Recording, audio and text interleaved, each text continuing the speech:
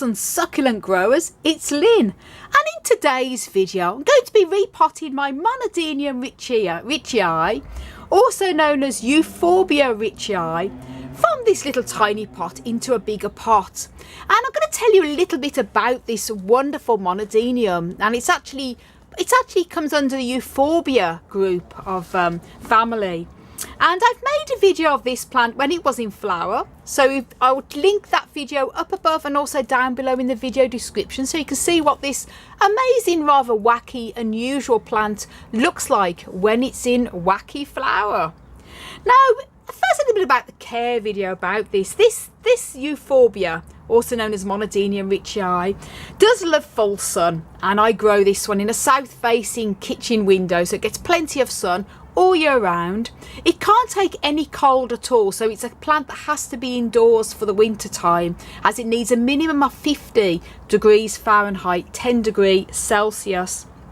I start watering this from April to September, and I have given it a little bit of water because this is indoors in my kitchen window, so I had to water this in March because it was getting very shriveled, and it's plumped itself back up again, and that's why I'm going to be repotting it now, because it comes into sort of active growth from sort of the April time to September, and it starts to form these little leaves at the top.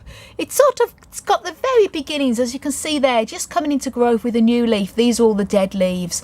It comes into new leaf from the springtime, two new little leaves growing at the top there. So it's a good time to repot in the early spring. And I water this, as I say, from April to September, and only once the soil has totally dried out. In the winter time, I keep it completely dry, and I would only really water this if it was very shriveled, because it is indoors in a south-facing window, and I have heating in my kitchen. But I would tend to still keep it more dry unless it was very shriveled, because if I was to water this in the winter time, even though it's warm in the kitchen, they tend to grow very exfoliated and stretched out. So by keeping it dry, it's giving it a proper rest and less likely to want to grow in the winter time. And a small amount of fertilizer, usually with every fourth water in spring and summer. And I use like a cactus feed with this, or sometimes I'll use a tomato feed, but I've had a good quality cactus feed. I like to use Chempac. It's a granulated one, and also the tomato feed at half the strength as well, with every fourth watering. And it's easy to take from cuttings. Literally all of these, just literally take a cut in there, cut from the base, allow it to dry, callus over for at least a couple of weeks, and then pot it up into dry cactus and succulent soil, and then lightly spray the cutting every few days, just keep the very top surface of the soil damp, and then once it's taken root, then you can treat it as normal. So that's a little bit, it's not really a care video, I just thought I'd talk a little bit about this amazing Euphorbia Monadenium ritchiei. So here we go, next size up. I always like to go for a pot that's just the next size up and not too big, because if you pot it up into a bigger pot, then sometimes they can be prone to root rot. So I always go just one size up and then repot every couple of years. And the soil mix I've made up here, I sort of use this as a general all-purpose cactus and succulent soil for all my cacti and succulents. I sometimes change the soil mix depending on what type of cactus or succulent I'm potting up. But with the most of the Euphorbias, I tend to use this one. And this is one I make myself, which is made with a loam-based soil, LOAM. In this case, I'm using John Innes No. 2, mixed with horticultural sand and horticultural grit as well. And I've thrown a little bit of white pumice in, as you can see. And if you want to know a basic recipe to pot up the majority of cacti and succulents, then do check out a video I've made on how to make cactus and succulent soil in 3 easy steps. I'll link that video up above and down below in the video description. I've basically used this for this one as well. I've just thrown in a little bit more pumice as well as the grit, just to give it a bit more drainage as well. This is Lucy. She always comes in the polytunnel when I'm doing things. She's just the most gorgeous little beautiful cat. Hello Lucy, isn't she just beautiful? So I put a bit of soil at the bottom there, and the good thing is with these type of plants as well, they're not spiny, so it's easy for me to handle. But I just want to mention that with Monadenium, and it's the same with all the Euphorbias, that when you're handling them, if you get any damage, they give off a white milky sap. and it can be very irritating for the skin. It's even said to harm the eyes if you have it on your hands and you go and wipe your eyes or anything.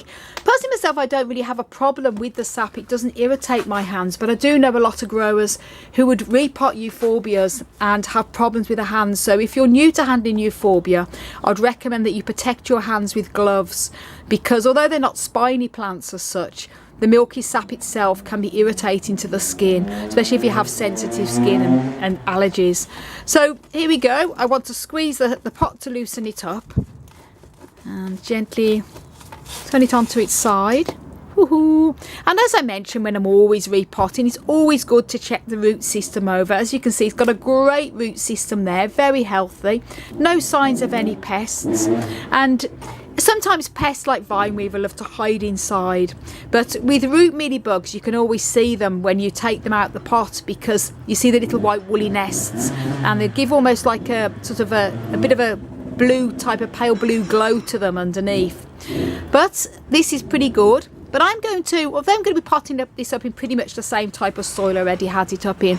I'm going to just very gently loosen this, so it's going, when it does go into the new soil, it's going to be easier for the roots to grow into the new soil. Just very gently. I use one of these. It's a blunt little one you sort of make as a little dabber that you use for gardening when you're potting up putting seedlings in, transplanting and potting seeds. I just like to gently loosen the bottom here, but I'm not going to pull any of the roots out because it's not very compacted or anything, and these type of plants will grow easily into the new soil. I just like to stick this in just to loosen it up so it's not too compacted. That is always best. I like to disturb the roots as less as possible, to be honest. And here, just pull a little bit of the old soil away.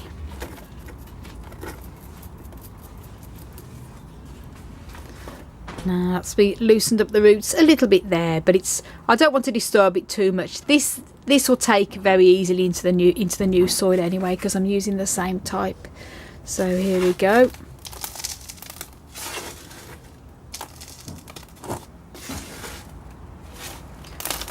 Get the soil all around.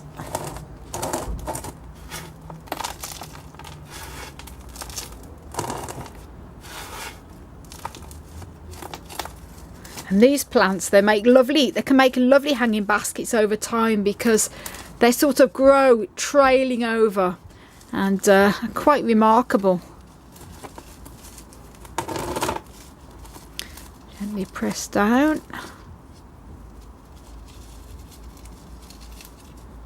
And what I'm going to be doing, I'm going to be keeping this plant dry for about 2 weeks before I start to water it again, and that's because it'll give it a chance to settle into the new pot. Usually when you repot cacti and succulents, it's inevitable to disturb the root system, especially when you loosen it up a little bit at the bottom, and it just means that it gives it a chance to any roots to heal over and callus before watering. That's just something I like to do. All done, and then stick the label on. Woohoo! All done. Isn't it just great? Yay! This is going to go back into my kitchen window with all my other euphorbias, the small growing euphorbias that I keep in the window. And I hope you enjoyed the little repotting. Well, thanks so much for watching, everyone. And before you go, I have one massive favour to ask. If you could leave a comment in the video description below, even if it's just a heart or smiley, because every comment really helps the algorithm and helps my channel here on YouTube. For lots more tips and tricks on how you can care for and grow cacti and succulents, then please don't forget to subscribe, click the notification bell. You can also follow me on Instagram, Twitter and Facebook at Desert Plants of Avalon. And for lots more growing tips as well, do check out my website, desertplantsofavalon.com. I want to wish you all a fantastic plant-powered day. Thank you for repotting me.